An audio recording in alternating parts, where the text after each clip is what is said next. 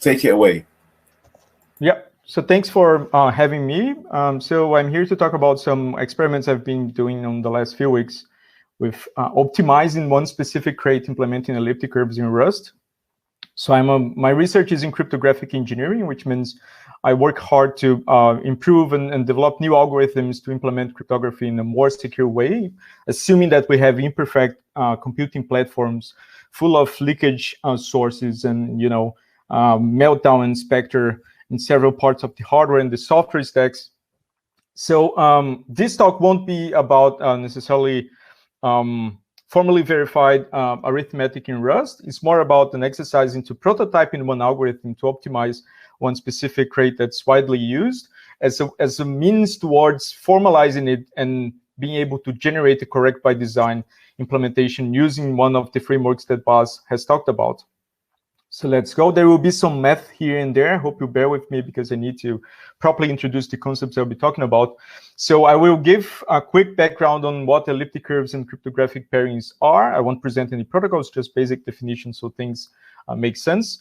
Then I will take one specific algorithm, a very basic algorithm for doing arithmetic on elliptic curve, and we'll progressively optimize, keeping it constant time. And we'll define what constant time inside chain-resistant implementations are later on. And finally, I will share some experimental results of this effort and comparison to a state-of-the-art implementation in C. So you all know what cryptography is. It's this field of study and practice that tries to protect communication from adversaries. So it only makes sense to talk about cryptography if we assume adversaries that try to undermine some security goals, right? And because we use cryptography, and cryptography is an enabler even of fundamental rights in terms of freedom of expression, freedom of movement, then we need to deploy correct cryptography that's also efficient. It's efficient enough to run in the devices we have. And the less powerful devices we integrate in our society, the more penetration cryptography can be to protect them as well. And we always heard this idea of don't roll in your crypto, which makes you wonder where crypto comes from, right? If no one is allowed to run their own crypto, how do we get cryptography at the end?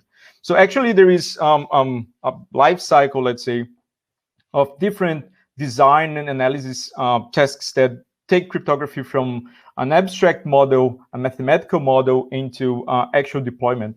And these phases are basically the interplay between cryptographic theory, where mathematicians will find hard problems, hard computational problems, and try to develop algorithms and protocols using those problems as a source of trust. And then they will perform some formal analysis on the security of both solving these problems, but also on the algorithms and protocols that extract trust from this. But from at this point, we're still in the realm of abstraction and mathematical models. At some point, this needs to become software running on top of, again, imperfect hardware full of problems. And then the task of the cryptographic engineer starts. One fundamental step there is deciding how keys are generated, distributing keys for complex protocols, also writing efficient and secure implementations of these algorithms and protocols that will be used, and deploying them in practice in a way that the guarantees provided by the abstract models are still preserved as closely as possible. And as Bas has mentioned, formal verification is one of the modern tools in the toolkit of a cryptographic engineer to achieve that goal. So some basic definitions I need from math. We will be talking about groups, which are sets of elements equipped with some operation, right? This operation satisfies properties. So it needs to be closed, which means if you operate on elements on the group, the result is in the group. The order in which these operations are performed doesn't matter usually. And there are some special elements in this group, which are the identity elements, so you can operate with that element and the result won't change, or additive inverses for an additive group.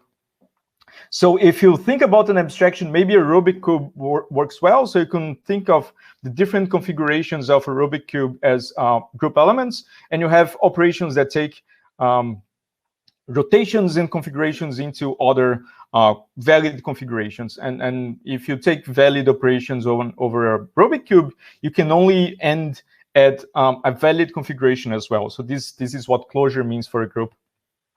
So in crypto, we work with finite groups, discrete in particular, and we talk a lot about the order of this group, which is typically chosen to be a prime number. It's one of the reasons why we take prime numbers in cryptography. We will see later on that we need this order to be prime for a specific problem to be hard.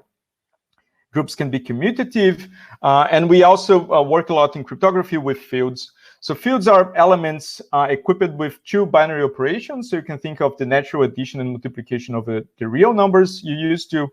And this both of these operations, they respect the usual properties we expect from addition and multiplication, but they also distribute with each other. So again, think of the real numbers and the complex numbers as general fields. In cryptography, we actually care about discrete algebraic structures. So we work with prime fields instead.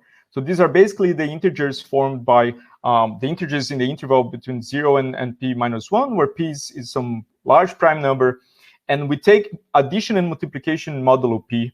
And it's somewhat surprising that if you take these operations modulo p, they still satisfy the same properties we see on the real numbers, for example. So they are associative, they have inverses, and so on. So most of the rules we internalize about arithmetic apply to them as well. So elliptic curves make a lot of sense for cryptography, especially instantiating public key cryptography, because the underlying problem that we'll talk about later, the discrete logarithm problem in elliptic curves, is conjectured to be fully exponential. This means that the best solution we have to this problem, it's still exponentiation with the length of the inputs. It's, of course, as far as we know, or our competence as humanity has advanced, we're still pretty useless at solving this problem with computers efficiently. This leads to actually small parameters and pretty fast and compact implementations. That's why elliptic curves are standardized in some major protocols. So modern versions of TLS and SSH all run elliptic curves. Also the signal protocol you've learned to love, and so on. And I think this table kind of illustrates what I mean by fast and compact implementations or smaller parameters. So here I have three different security levels. A security level here means, or a security level of n bits means that that key size or that size of parameters, according to the best strategy known by the adversary, takes 2 to the n operations for the underlying problem to be broken. So if you compare, for example, elliptic curves with RSA that you probably all heard about, we see that elliptic curves scale in terms of key size and parameter size much more smoothly than RSA. So in particular, when we go from a 128-bit security level, which is the quite standard now, to a high security level, elliptic curves basically just double the parameters, while RSA has an increase of 5-factor in the size of keys, which penalizes, of course, performance, size of messages transmitted over the network, and so on. So elliptic curves are pretty efficient, although not quantum safe. So they are resistant. They are not resistant against a quantum computer if a large enough one is ever developed. So what's an elliptic curve? It's basically a set of solutions. So you use 2 points in the plane. That's the same idea here. We have coordinates x and y taken from fields, and they satisfy some equations. So here I'm taking the short Weierstrass equation named after the famous mathematician over a prime field. So basically these 2 coefficients a and b here are from the prime field as well. And we have a special element called the point at infinity that serves as the identity element for this group. So as I already gave as a spoiler, there is a group law here. So if you take points that satisfy the elliptic curve equation and one specific operation with a geometric intuition, then these points form a group of order Q. We pick Q to be a prime number again. And this point at infinity serves as the identity. So the next slide, I will show how this group law, or group operation works. We call it point addition.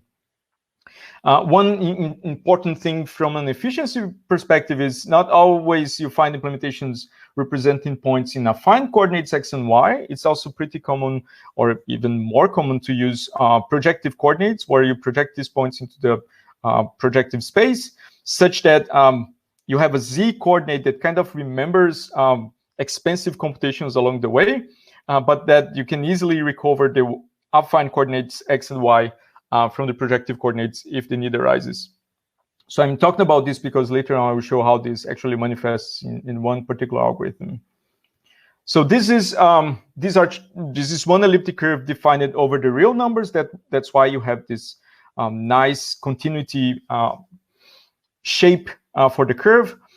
And then adding points on this curve amounts to executing this geometric process. You take points P and Q, which are on the curve, you trace a line that crosses these 2 points, and then you reflect this line across the x-axis. So the point R here is corresponds to the addition of P and Q.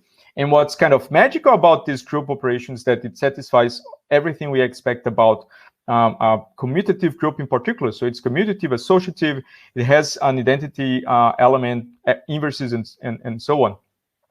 And I think with this, I can actually show how that point at infinity comes up to be. So if you want to add a point R and its inverse minus R here, you actually trace a line passing through those, which doesn't intercept the curve. So then we say that the line, this vertical, intercepts the curve at the infinity. So that's how the point at infinity is geometrically induced.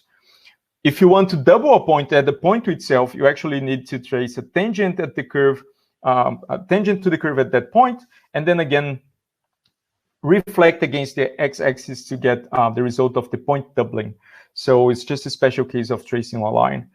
But again, these are curves over the real numbers. That's why they look so good. If we, they don't serve for cryptography because there are all sorts of numeric algorithms that can actually solve presumed to be hard problems on these curves. So we actually need discrete curves. So we reduce the modulo prime. So now one toy elliptic curve in particular with equation given by here over this small field. So 127 is a prime number. Looks like this. So all these blue dots you see are coordinates. So you get the coordinates by taking a look at just the pair of integers where the point is. They satisfy the curve equation, this curve equation modulo 127. So you see that the notion of continuity is gone, but the group law we saw actually is still preserved. So the geometric operation defining a group law is still pretty much present here. So if you want to add again points P and Q with coordinates given by these points, we actually trace a line. And because this is a line modulo P, it actually wraps around and comes back when it reaches 127. So, and at some point, it actually intercepts the curve, 1 point over the curve, which is minus R. And if we reflect that point over the x-axis by negating the y coordinate, then we reach the point R that corresponds to the addition of P and Q. So it's, again, a bit of a magic that this interpretation works over any field, be it the real numbers, the complex numbers, finite fields of various shapes like polynomials, with prime characteristic, prime integers modulo prime number, and so on. So it's a bit incredible that this is the case. For software engineers, I like to think of the finite field as providing an API that the curve can use to satisfy the properties that the group law requires. So for cryptographic protocols to encode the hardness assumption, one particular operation is very important. It's what we call the scalar multiplication. So in scalar multiplication is basically adding a point to itself a certain number of times. So in this case, we are adding P to itself K minus 1 times, which means that K appears, P appears K times here. So what's interesting about this scalar multiplication operation is given the result of K times P and P, it appears to be very hard to recover K. We call this the discrete logarithm problem over elliptic curves because you have the result of a computation and the origin of that computation. You want to compute how many times certain operation was done. So it looks like a logarithm of sorts. And if you look at ECC, essentially elliptic curve cryptography protocols, you can see that operation encoding the hardness assumption directly on the public key generation. So it's very common for ECDSA, ECIS, any ECC protocol to generate keys like this. So you have some fixed generator, a point that generates all other points on a group of order, prime order Q on the curve, being multiplied by the private key. And this gives the public key. And this public key can be freely distributed across the other users. And then even though the attacker knows the public key and the generator, because this problem is hard to solve, the attacker cannot recover, extract the private key, and perhaps impersonate this user and compute digital signatures on his or her behalf. So it's that this particular hard problem is already encoded on the key generation. So it makes it very clear why it needs to be to remain a hard problem. So in this talk, I will be talking about one specific class of curves we call pairing-friendly. Baz has already mentioned this.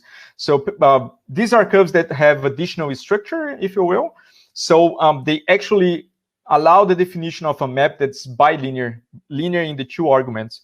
And for that, we need actually two closely related elliptic curves. So this is elliptic curve that I'll call the group of points here, I'll call G1, and this other group of points I'll call G2. So P and Q are some specific points on these curves. And actually, there is a map. If this curve is pairing friendly, there is an efficient to compute map that takes these 2 points over a larger extension field. So it's a finite field that's larger than the base field in which these curves were defined.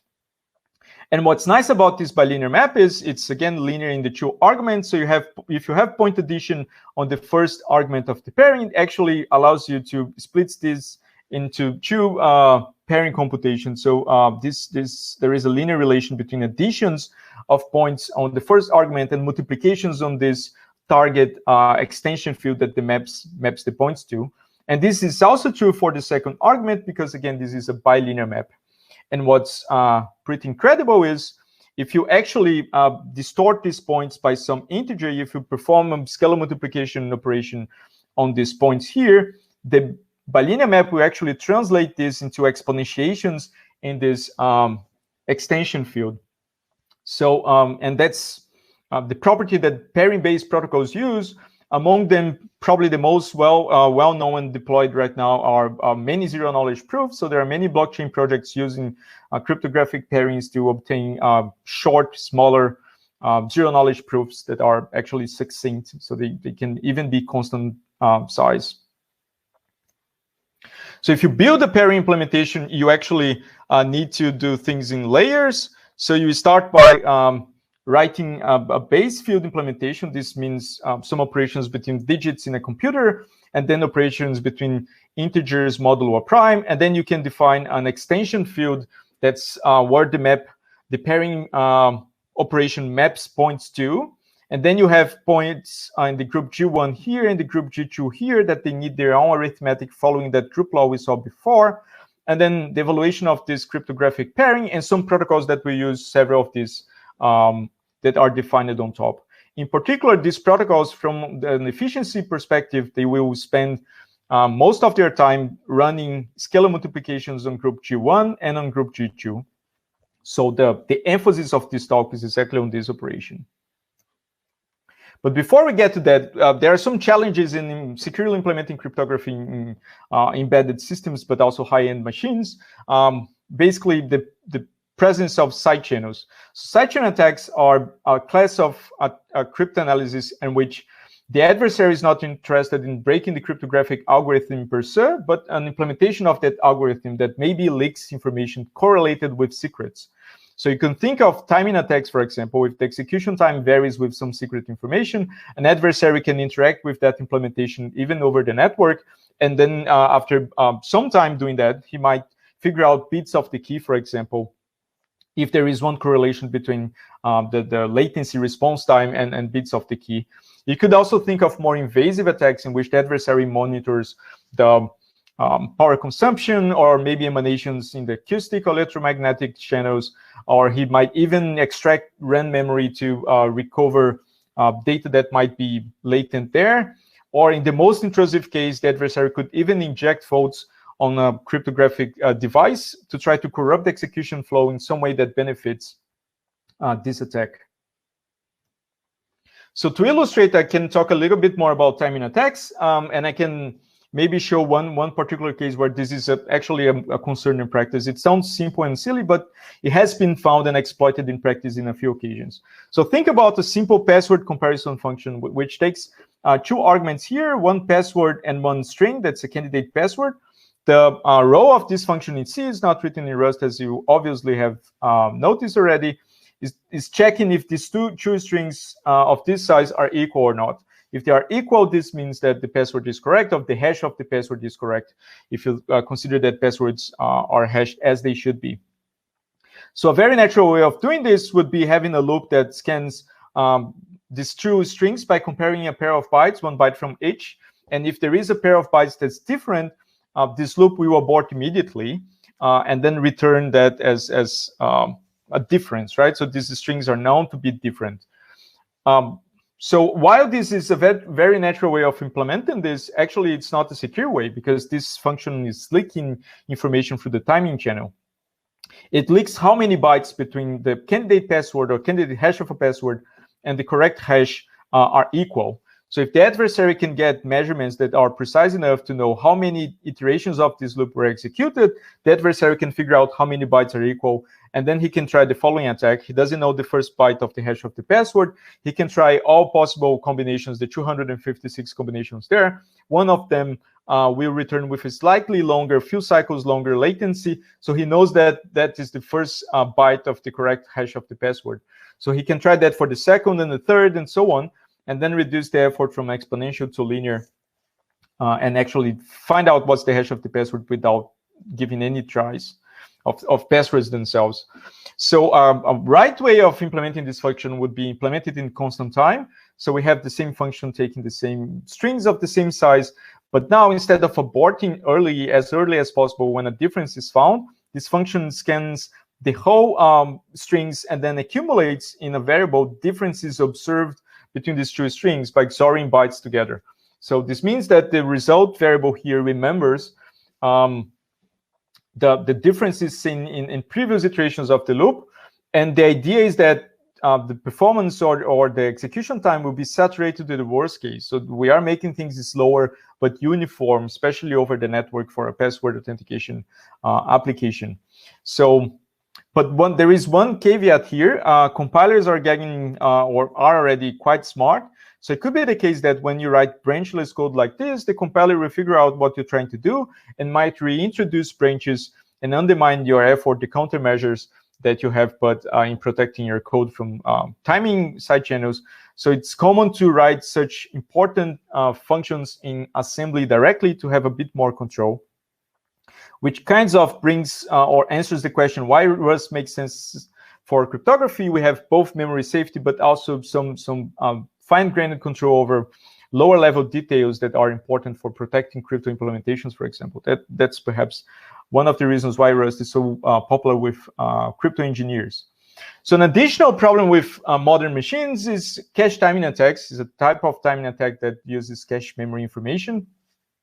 And you might have seen the flush and reload particular strategy of doing that. It uses one Intel instruction that runs in userland called cflush, which allows any process in userland to request some address that's mapped on the virtual memory to be evicted from cache. So it's quite powerful. So it allows one adversary to mount the following attack. So assume that the adversary and the victim are running two different processes on the same machine. Maybe this is on the cloud, and they share some address space. Maybe they're using the same shared library. So the adversary is interested into knowing if the victim's process has read some specific memory address. And he can do that by following the flush and reload attack strategy. The adversary will evict that particular address from memory, and then we wait a number of cycles called the slot, and then reload that, read that address to memory, and then measure the amount of time it took for that block to arrive to cache memory. If it's a long time or a longer time, this means that the victim's process didn't read that specific address in between the flush and reload phases. However, if the reload phase is really short, this means it was a cache hit, so the other process must have read that memory address information in between the flush and reload.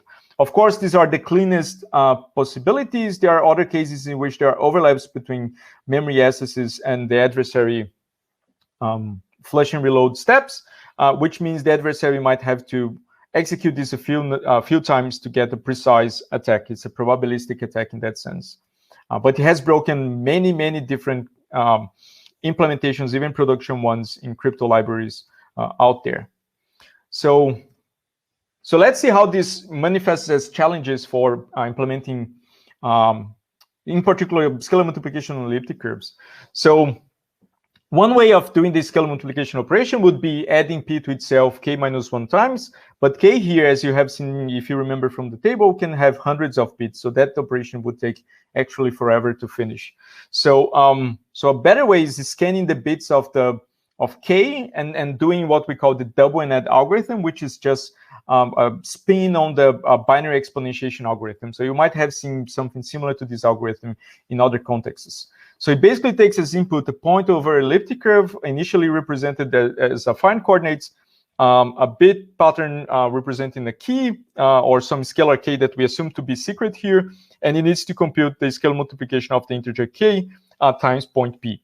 So it starts by defining an accumulator with the identity element, and then it scans the bits of the key from the most significant to the least significant, always doubling the accumulator. And then if the bit of the key is 1, we add p to the accumulator. So of course, this algorithm is not constant time. It basically leaks a lot of things. It leaks how many bits are 1 in the key, because, well, these operations take the iterations where the key bits are 1 take longer because of the additional point addition. Is not just 1 point doubling. The number of iterations varies with the length of the key k. So this is a terrible algorithm from the point of view of side channel resistance. So to fix this into a workable or more secure algorithm, we have to do several things. First, we need to fix the number of iterations. We also need to remove this branch because, well, it makes execution non-uniform. And also we need to worry about this particular operation here. So R is initializes the point at infinity, but as we duplicate R will be represented in projective coordinates because it's more efficient to perform operations in projective coordinates. But this point P here might still remain in affine coordinates. So it needs to be carefully handled here, so you don't have differences in, again, the execution time depending on the coordinate systems in which the points are represented. So on the next slide, we have a few tweaks that make this algorithm slightly better, but that will serve as a baseline for our effort. So again, we have the same algorithm. The difference here is, instead of having a branch controlling when this point addition happens, this algorithm will always add. So it's called, obviously, the double and always add. It doubles the accumulator. It computes this point addition, and then it conditionally writes the result to the accumulator R, depending on the bit of the key, which means that at every iteration, it pays 1 point addition, which is more expensive than the previous one. If you consider that, well, keys are random, it should be around 2 times more point additions for this version, of course. So this conditional copy operation here can be used with, for example, conditional move instructions if you write in assembly, or you can also express it through Boolean operations in a high-level language, and then cross your fingers that the compiler will not destroy everything. But what's important here is this algorithm runs in constant time, but it's slower than the previous one, of course, because now we pay many more point additions. So I'll consider this the baseline algorithm because that's exactly how it's implemented in the crate, the BLS12 crate. Bas has already mentioned the BLS curve. So it's one particular implementation, one pairing-friendly curve that I will be comparing against later on. So this is our baseline for now. So how can we improve this? How can we actually reduce the number of point additions we can run here without introducing non-uniform behavior? And actually, the answer is on the scientific literature. So we actually can represent this scalar k in many different ways. We call this process of changing the representation of k recoding. And the idea here will be, we'll try to find a representation where the non-zero digits in this expansion will be apart from each other by a fixed number of zeros. And we parameterize this by some w. So w will be the number of zeros in between non-zero digits. So if we know that all non-zero digits are spaced out by the same number of spaces, we know that the non-zero, again, digits will be in predetermined positions. So we can run that binary double and add algorithm and know exactly when to add the point. So we don't need to run more point additions than necessary, and we won't leak information through the timing channel by doing things in a non-regular way. So this representation, as you can see, is regular.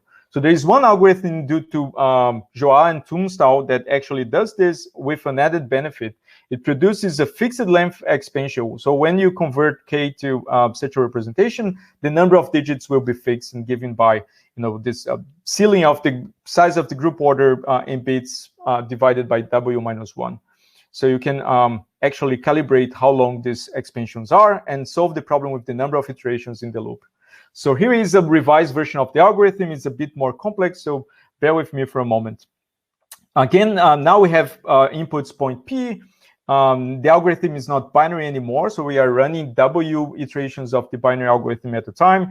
We need to recode the integer k into a sequence of digits, non-zero digits here in some interval. This will actually be the interval in which these digits lie. Actually, you assume also the negative versions as well, which I omitted here. And one important thing about this algorithm is we will need, if we recode k into this form, we will need these multiples of the point P to be able to run the exponentiation. So because we know that those will repeat quite several times, we actually can pre-compute them. So we build a table T of multiples, small multiples of the point P, and then we run a loop of fixed length L from, again, most significant digit to 0, in which each iteration of this loop will be W iterations of the binary algorithm, which means that we double the accumulator W minus 1 times, and then we need to take a point from this collection of pre-computed multiples to add to the accumulator. But again, we have a problem here. So we have a vector of points, and we need one specific point from there, but we cannot randomly access that point because that leaks information about which points are being accessed in memory, which again reveals information, especially through the cache hierarchy, to the attacker. To give one example, you could have 2 iterations of the algorithm reading the same point consecutively, and then the adversary might see that cache hit as information that says that, well, the same point was used in 2 consecutive iterations, which means that now the number of keys the adversary is considering to be candidate keys to be the right private key here is just smaller. It contains 2 consecutive equal digits on some specific iterations of the algorithm. So what we do here is, instead of randomly accessing this vector T of small multiples Tj, we will, at every iteration, scan the whole vector, doing, again, conditional copies to get just one. We will read all the points, but just the correct copy corresponding to this digit being used on a certain iteration will be copied to Q, which is then added to R. So this needs to be very carefully implemented, so such that it doesn't leak information through the timing channel, and with some collaboration from the compiler or some handwritten assembly to guarantee constant time behavior. There's another interesting aspect of this algorithm. There is a time-space trade-off here. So if we increase W, actually we spend more time pre-computing these multiples of P, while spending less time adding points. There will be less point additions because L will be smaller. So so there is like a sweet spot here in which we spend just the amount of pre-computation that helps reduce the number of point additions executed in the loop, but not beyond that. And we will see this experimentally shortly, that if you increase W too much, actually the algorithm gets slower because the pre-computation phase and this linear path that scans all the points in the table start to become too expensive. So for our experiments, I ran code in one Skylake machine running at 4 gigahertz that I access remotely. I disabled Turbo Boost, which is automatic overclocking, just to reduce noise in the experiments. I'm using this very popular crate, BLS12 3821. It implements the curve being standardized that Bas mentioned, the BLS12 curve. It's used both by Concordium and many other cryptocurrency projects using this crate to some other crates. Zcash is maybe the most famous one because they introduced this curve in their sapling upgrade. But again, it's used in many snarks and other blockchain projects. And these are not decisions I took. These are decisions done by the developers of this particular crate, but they are particularly good decisions, so I'm summarizing them here. It uses a crate called FF for finite field arithmetic that you can just pass a prime number, and it generates through metaprogramming the whole arithmetic of the finite fields. It's quite powerful. Also, the criterion crate for benchmarking, which I think is quite standard. And more importantly, the subtle crate, which is a collection of conditional operations that tentatively run in constant time, especially for writing timing-sensitive code as the linear passes and conditional copies that I showed you on the previous slides. And in this particular experiment, I used whatever Rust app gave me, which I think was Rust 1.55, the nightly version. So on the first graph here, I have cycle counts collected in this Skylake machine for computing scalar multiplication in G1. And one of the elliptic curves, the first argument of the pairing, cryptographic pairing. And here I have cycle counts and here implementations. So the blue bars are my up-to-date, my latest implementations using, again, Rust and the regular recoding algorithm with the tricks I mentioned in previous slides, but some additional tricks by using the endomorphisms that this curve is equipped with to actually cut down also the number of point doublings. You can look at the code to see how interesting that is implemented. In yellow here, I have the original timings for the BLS12 crate as the latest version on GitHub of version 0.5. That's the latency. And in red, I have timings extracted from a similar implementation using C and assembly from my cryptographic toolkit called Relic, implementing the same curve, same algorithm, same memory footprint, same precomputation size, and so on. So the comparison here should be reasonably accurate. So first, what we can see is we beat the timings from the BLS12 crate by almost a 2 factor if we pick the fastest among these different tries. You can see also that if we increase W and the amount of precomputation, this gets a little bit slower. So if I continue benchmarking W equals 7 and 8, this would grow perhaps more visibly. But while this particular algorithm beats the double and always add implementation from the BLS12 crate, it also, I would say, fares decently against the hand-optimized, hardcore handwritten version of the same curve arithmetic in C and assembly. So it's less than 2 times slower for the best timings here. So I was particularly impressed by that.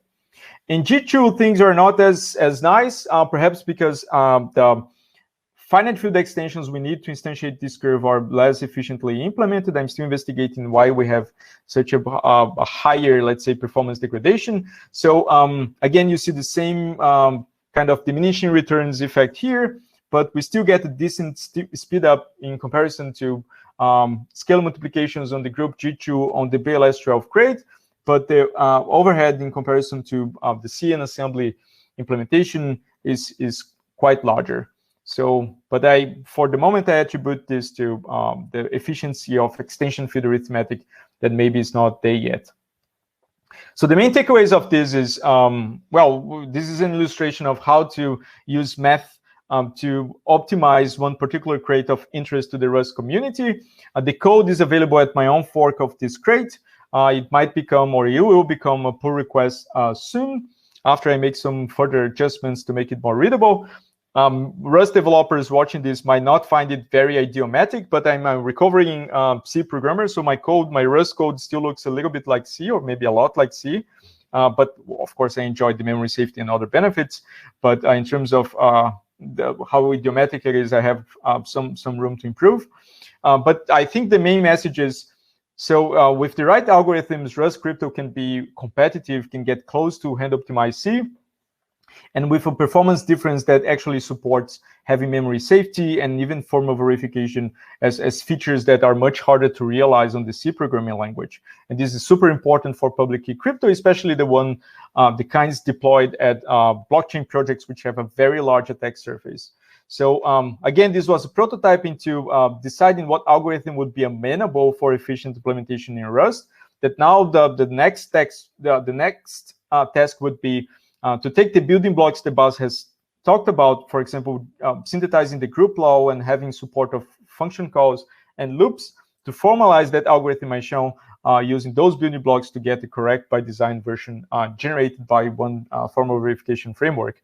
And as a last message, so this is a small effort to optimize one crate that's the Rust community particularly depends on. There are many more exciting projects in the Rust cryptography interest group that's being conducted by me, Tony, and with Baz participating on the formal verification side, where we get together once a month to talk about how the Rust crypto ecosystem can improve through similar efforts and other ideas as well. And this was my last slide. I'm happy to answer questions if you have them. Thank you very much, Diego. Crab emojis and clap emojis, please. That was a very, very interesting talk.